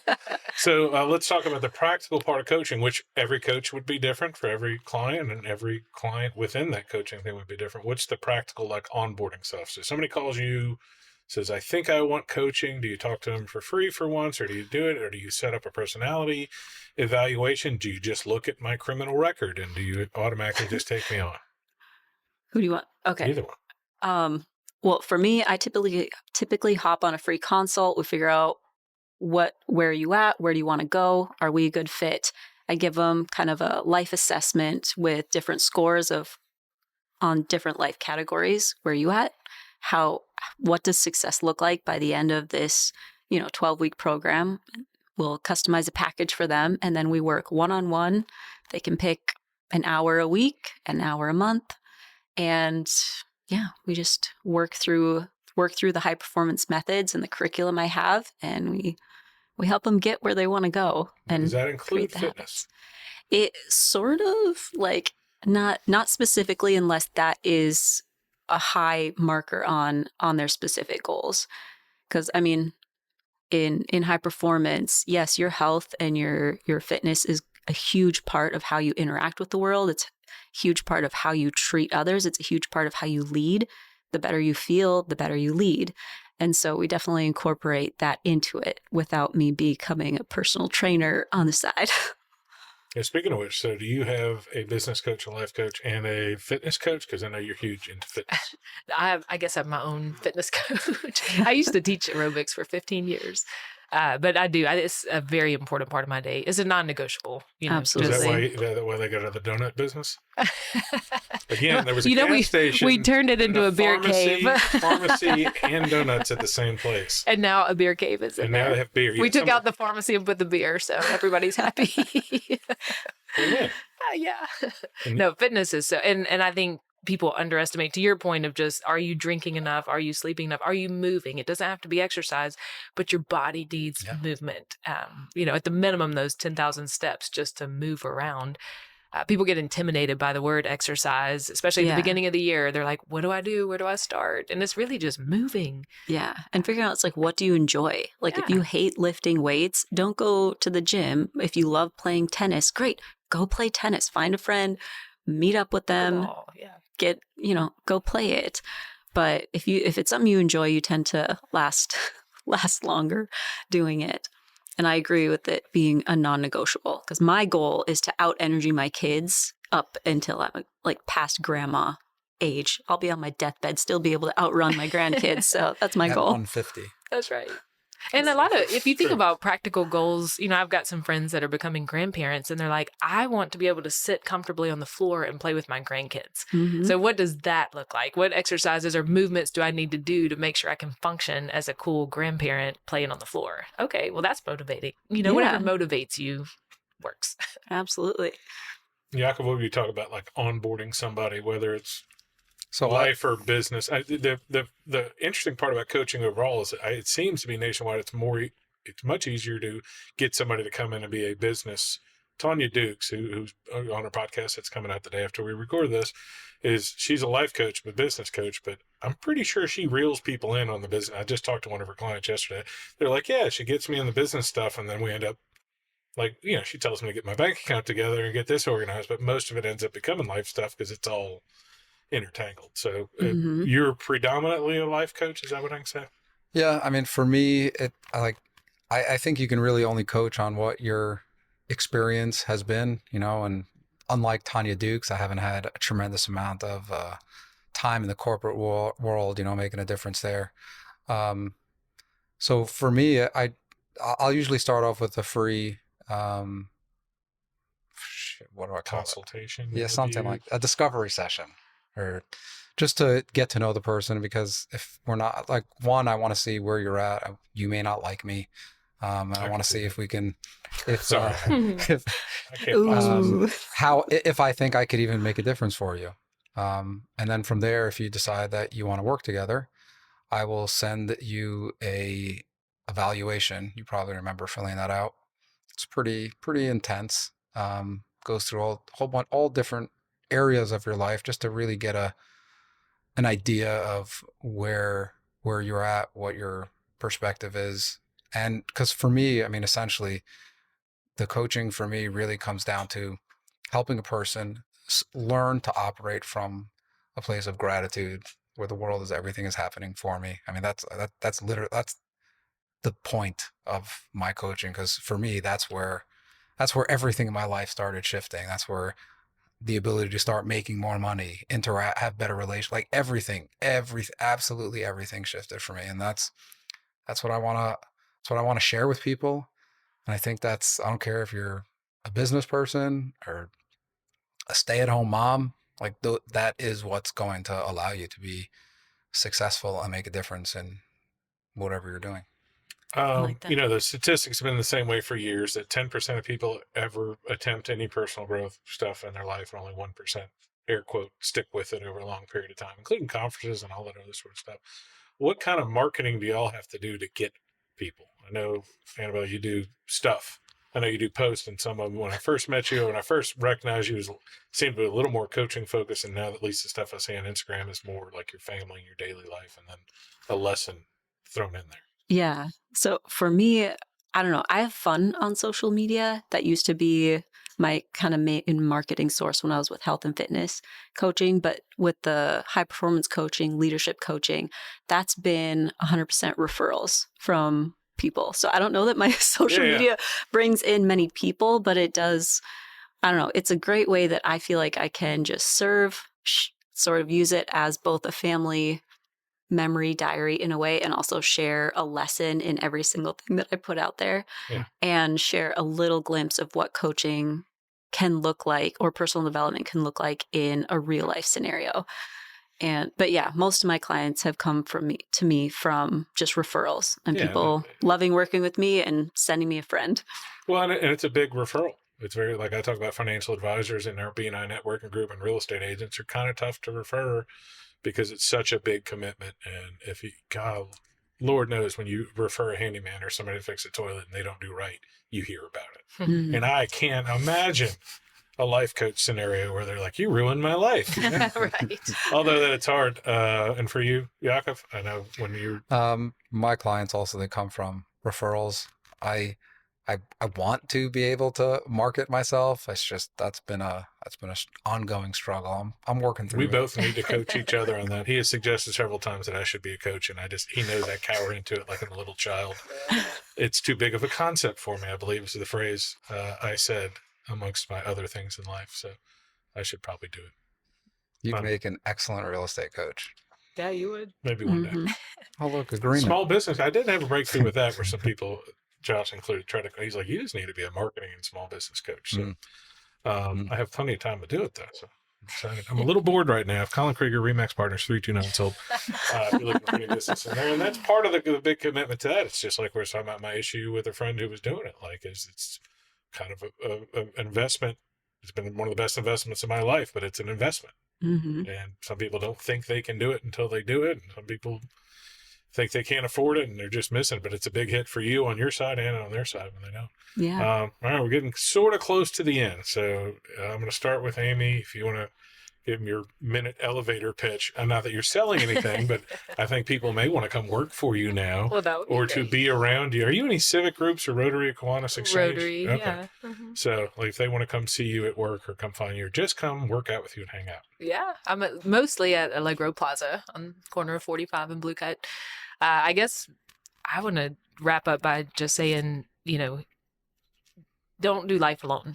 Like, you need to be around community and friends and like-minded people, to your point of the 5 closest people around you, and that everyone struggles in some capacity with a mental health type of issue, anxiety, depression, whatever it might be. And you don't have to feel on an island. Just don't do it alone. Whether that's coming to get some clinical help with a therapist, or medical help, or really with a coach. Come sign up with one of these 2 amazing coaches, and they'll help make your life better. Yaakov, when you're not on a fire truck, how do we find you? He's very easy to find, by the way. Yeah, I mean, I guess you can find me on social media, coach_Yaakov. That's Yaakov as in Victor. But as much as I do love working with people, and for me, I'll put it out there. The reason why I coach is it forces me to stay in my own personal development. So I continue working on myself, and now I get to get paid doing it. But more than just the opportunity to work with someone, I really, my wish is just that people get who they are and what they're capable of. You do not need to settle for anything in your life. Your dreams are not there to torture and tease you. They're meant to inspire you. And if we can just learn to look at our past and see what we've overcome and use that as inspiration, which is, our dreams, to see, oh, wow, that's what I would like to work towards, our lives would look completely different. And like, Amy said, definitely don't do it alone. It doesn't have to be a coach. It could be a friend. If you would, I'm so sorry. if you would like it to be a coach, feel free to reach out to me or Right. Annebelle, but All right. or someone. Find someone. Do not do it alone. Good deal. All right. Give me your elevator pitch. Hi, I'm Annabelle. I'm a leadership coach. No, I think one of my main life mottos is everything is figure outable. So rise up, take courage, and do it. I use my personal experience of escaping, life-threatening situations and making my life better from it, and use my perspectives to just help leaders lead better with more clarity, more courage, more energy, without it costing them their health and their relationships. I believe that success is overall your whole life, and it doesn't need to cost you your home life to have business success. And so I like to help bridge the gap and help people create that harmony so it all rises. And you can find me at Annebelle Davies on Instagram. That's probably the easiest one. Other than the misspelling of your name. Yes, I know. My name is misspelled. It's ANNEBELLE. And you can also find me at AnnebelleDavies.com, and you can get a free consult from there. As somebody who has a name that's very close to one of the very dismal human organ, I don't want I don't make fun of people who have misspelled names like you, because Colin can result in a lot of torture both in kindergarten and in life. Although I do, when you talk about the reticular activator hearing business, like you said, you love hearing your name or whatever, everyone does.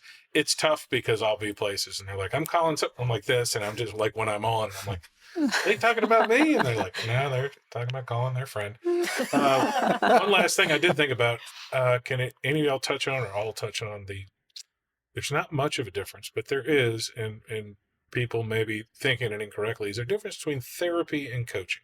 Because I know they intertangle quite a bit. just because issues come up, just like the issues we all brought up today. So, I want to speak on that. Yeah. My simplified explanation of it, because a friend just asked me the other day, and my simplified version of it is therapy takes where you are and helps you look at your past and sort of identify some areas that you're struggling with so you can heal from that. Coaching takes where you are now and looks at your future and takes you where you want to go. And so that's why I feel like therapy and coaching work so well together, because when you can integrate both of them, you become more of a powerhouse than you already are. Yeah, I can only come from my male, whatever anagram number that I'm sure y'all all know that I am. I'm not sure which one it is. That I'm like, oh, it's 2 for 1. That's how I feel about it. Is I was like, oh, you're getting to talk about both things, especially for me when I've like so much of my time is speaking to me in the past and going, it's okay. Like this is why you're nervous about that. I think therapy has come a long way over the years. I think the therapy that I grew up with was much more talk therapy centered. So I think therapy has its place. For me, therapy didn't help much. Although one of my closest friends is a psychotherapist, and just in conversations we've had together, I've grown a lot. So I also know that it like you said, like it definitely has its place. But I think the way you articulated the difference between coaching and therapy is spot on. And I think a good coach will do some therapeutic elements in the process. It's unavoidable. The human is just the human. Can't really separate it that much. Mm-hmm. Yeah, there is a fine line, because when you're with a therapist, they're licensed with the state. There's a lot of rules that go with it, where coaching is a little bit more freer. And they always, in our coaching training, they make sure to teach you cannot go into that therapy mindset, And so there is a fine line. But I love Miles Adcock's owns On-Site. And to your point of how therapy's changed over the years, he tells a story about going to the Grammys about 10 years ago, and nobody wanted to talk to him because if you knew Miles, then you had been to On-Site. So over the past 10 years, he's really changed that narrative that therapy and coaching can help prevent you from the fall. So all these country artists that go on tour, 99% of them have a fall at some point in their tour. Well, he's taught them how to prepare them for that. So I want to kind of help change that stigma. If you're in therapy, it's not that something's wrong. Sometimes you can prevent. I go to therapy too, and I think it prevents my fall from different stressors. And I've got a therapist and I have a coach, and there are two different things. But I love that the stigma is changing, and I think that both are very healthy, and you need to get things out loud. You need to say them out loud. You need to verbally process sometimes. You do. Yeah, and have somebody to bounce it off from or with. Yeah, talking out loud is one of the most important things that all of society needs right now, where people are talking to fake people online and not getting through and not understanding. And as my credo has been with a lot of my marketing, I should say now some marketing clients, people for some reason that I'm coaching and marketing but not officially coaching, is that you have to do this in real life. Like right now, there's going to be separation over the next couple of years, in my opinion, of AI. You need to do both, of AI and real life. We have an entire generation of kids out at the Air Force Base and younger than 30 that they're digesting some social media but not posting anything on there. Or they're just posting in their friend group, like the 5 or 6 people, and they're sharing that like on WhatsApp or something. But there's a whole bunch of them at the base that like, I'm like, Facebook? They're like, no. I'm like, Instagram? They're like, no. I'm like, TikTok. Like, we can't. Like, I might give away a government secret. Then they tell their wife the same thing or their husband the same thing, and they just stay quiet, and they're pretty happy, And I said, the only thing I pushed for is I want more interaction with like local news and stuff. I'm putting good news out just so people know things. There was a glorious time in 2019 before COVID when every single person was on Facebook and every event was on Facebook, and you just went on there. And there's still no aggregator. But once our almighty and powerful AI overlords, all praise AI, take over in a few years, hopefully it'll all be in one place and you'll know everything that's going on today. So any final words other than yay? I like that. Yay is good enough. Yeah. Well, like I said, I go to the theater, I talk to people and have lunch with people and do this for energy. And I appreciate all the energy y'all brought in the room today. And maybe we'll do it, or we should do it again, or we can just go have lunch. So if y'all need to track down any people, we'll put it in the podcast notes down here. I'll have somebody important do that. Otherwise, thanks for joining me. Hey guys, thanks for listening to the podcast. My name is Colin Krieger and my day job is real estate. If you're looking to buy or sell, I'd love to talk to you. Or if you just want to sit and talk real estate in a no pressure situation, I'd love to help you. I work with RE/MAX Partners in Starkville, Columbus, and West Point, Mississippi. I can help you find an agent anywhere in Mississippi or anywhere in the country. Just reach out to our office at 662-327-7705 or find me anywhere when you type in 662-329-SOLD.